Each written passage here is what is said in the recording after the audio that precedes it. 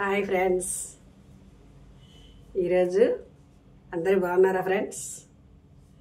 మరి ఈరోజు ఒక చిన్న కథ చెప్పుకుందాం ఫ్రెండ్స్. నలుగురు స్నేహితులు ఉండేవాళ్ళు. నలుగురు కూడా మధ్యాహ్నం పూట అందరు కూడా కలిసి కూర్చొని లంచ్ చేసేవాళ్ళు ఫ్రెండ్స్.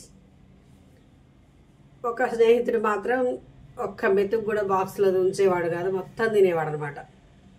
అలా రోజంతా తింటా ఉంటే మిగిలిన ముగ్గురు కలిసి ఒకరోజు వాడిని ఆట పట్టిద్దామని, ఏంట్రా నువ్వు ఒక్క మెతుకు కూడా ఉంచకుండా తింటున్నావు అని చెప్పేసి ముగ్గురు మిత్రులు అంటారు.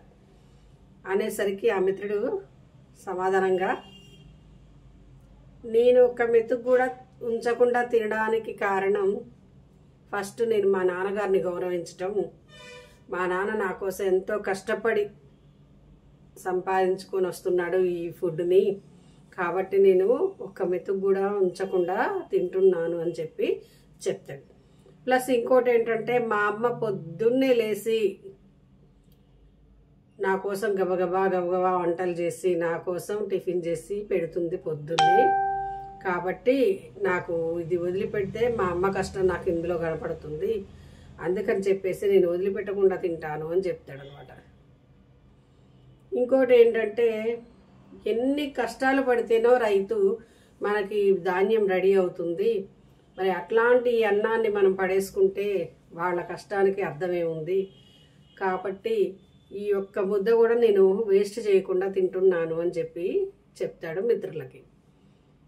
చెప్పేసరికి మిత్రులు ముగ్గురిగా జ్ఞానోదయం అవుతుంది. నిజమే కదా, వాడు చెప్పేదే నిజం, మనం అనవసరంగా ఎగతాళి చేసాం, రేపటి నుంచి మనం కూడా మంచిగా బాక్స్లో మొత్తం తినేసేయాలి అని చెప్పేసి అన్నానికి విలువ ఇవ్వాలి అని వాళ్ళ ముగ్గురు కూడా తెలుసుకుంటారు ఫ్రెండ్స్. సో ఆ రోజు నుంచి అన్నానికి విలువిస్తూ ఒక ముద్ద కూడా వదిలిపెట్టకుండా చక్కగా తింటారు ఫ్రెండ్స్. సో మనకు అవసరమైనంత వరకే కంచంలో పెట్టుకోవాలి. కంచంలో పెట్టుకొని మళ్ళీ దాన్ని నాకు ఎక్కువైపోయిందని పడేయద్దు.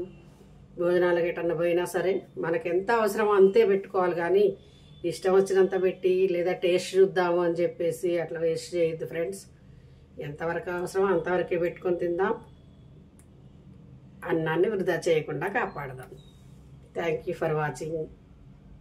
Like, share and subscribe.